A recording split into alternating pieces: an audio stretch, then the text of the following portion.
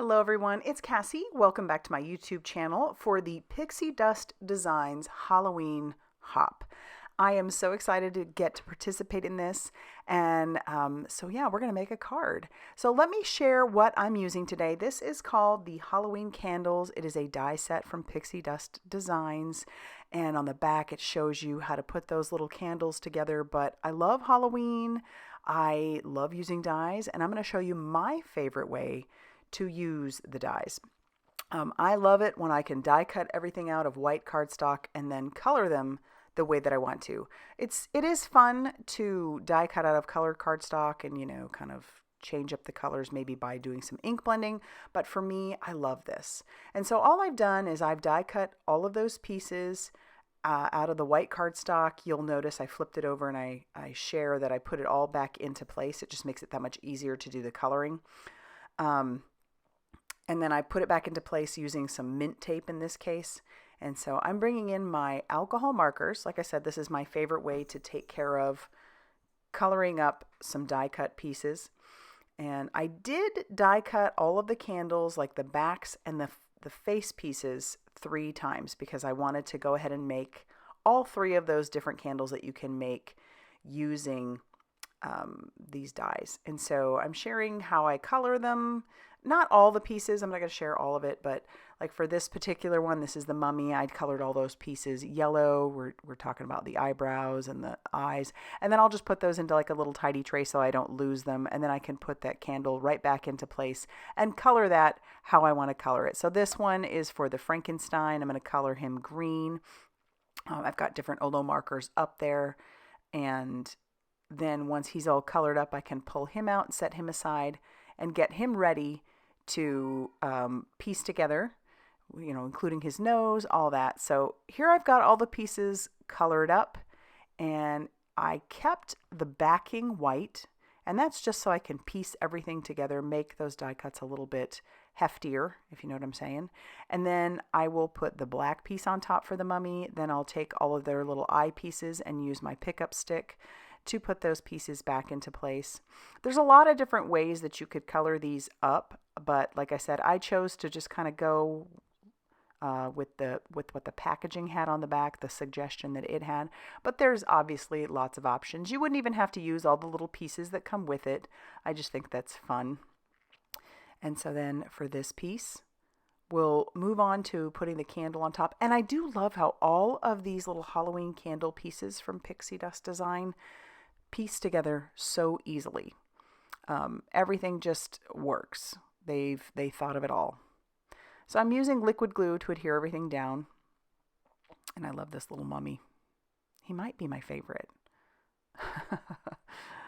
Oh, he's so cute. But you could color those up a little bit differently as well. And then I'm going to peel off this little piece. I'll use my liquid glue to adhere that down. And then it looks like that's part of his wrap. And so he's all done. Love how he turned out. Next up, we will do our little Frankenstein. So I'm going to bring in the backer. And I apologize if you hear jingling or crying. It is my cat. He needs someone to pay attention to him. But back to it, we're going to just keep piecing these little candles together, just like we did the other ones, or the other one. And then, yeah, we'll have these 3 cute little candles. So as I said, this is a part of a hop, a video hop, and I have all of the information linked down below in my description box. All you have to do is hit that little down arrow and it'll give you all of the information that you can to participate in this hop. I'll have a list of all of the hoppers as well, so you can just hop along and see all of the inspiration from Pixi Dust Designs. So yeah, head on down to that description box after you're done here and check out all the information about how you can participate. All right, back to it. So this little Frankenstein has some cute little pieces. You can put a little bow tie on him. There's even some little dots for his buttons. I have all those on a piece of mint tape just so I don't lose them. But you could forego putting those on there if you didn't want them. I just think they're adorable. So I'm putting all those little buttons on there, using my liquid glue to do so. And anywhere you see a little extra liquid glue, it will dry clear. So keep that in mind. For our little bolts, I'm just going to put some liquid glue on the skinny part, and then I'll bring my candle to those so I can make sure that I position them where I want them. And then check out how cute he is. For his eyes, you'll notice I did bring in a black gel pen. I just went ahead and colored those in, and I colored his mouth as well. And then we are going to move on to the final candle. And this is our little Dracula. So I colored his little face portion more of a blue violet, a very light blue violet. I didn't want his skin tone to be too white, but I did want it to be a little bit different than the eyes. So I'm putting those in there, and we'll do the same thing with his eyes and his mouth as we did our Frankenstein. We're going to use that black gel pen. It adds a little bit of shine, a little dimension, and then it just makes sure to accentuate that area where it left a little bit of, when you die cut it out, it left an indentation. So it embossed it. And so I'll just accentuate that with that black gel pen. All right, his hair, we're putting his hair on there, super fun. And then his little outfit just pieces together beautifully, like I was saying. They thought of it all. So we'll put on his coat, and then we have his shirt that just tucks right into there. And then we have his collar. We also have a bow tie for him. The buttons for him, it's embossed on his shirt, so it's easy to put those on there. But you just have these cute little candles. I love them. I love them. And when we are done getting him all pieced together, we'll have all three of these candles. I'm going to let those kind of dry. Not that it takes a bunch to dry, but I'm going to let them just dry up a little bit. And I'll start working on my background. I thought about making 3 separate cards using these 3 candles, but then I just really wanted all 3 of them on one card. So yeah, check it out. He's adorable. I can't wait to hop along and see what everybody else has made using different Halloween products from Pixi Dust Designs. Okay, so I have a piece of navy cardstock that I've trimmed down very slightly. It's a little bit smaller than an A2 size card, and so actually an A2 size card, the card panel would measure 4 1/4 by 5.5 inches.